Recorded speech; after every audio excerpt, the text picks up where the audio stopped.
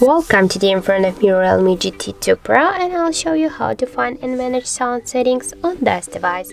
So first we should go into the settings application, and after that scroll to the sounds and vibration.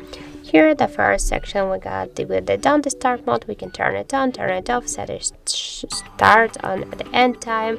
Here we got also the different settings which you can just customize.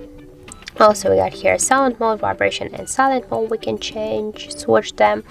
Also here we can set the volume panels, the media, ringtone, notification and alarm volume panels. We can change them just by swipe to the left or to the right side, those dots with our fingers. Here we got the ringtone and notification sound section.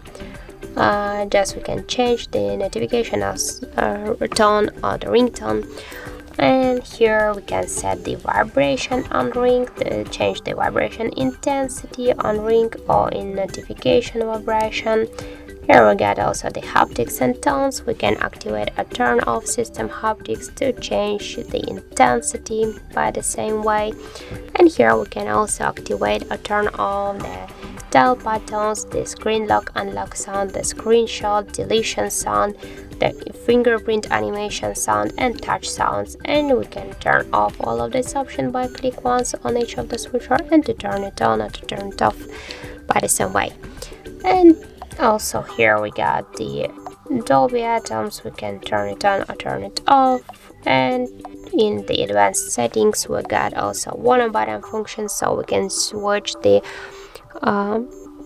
we can change with our volume buttons. Here now the media volume, but if we'll switch it, we'll just change the ringtone volume. Also we can here switch the default recorder from auto select to the add-on, and the in-ear monitoring just to turn on or to turn off this option.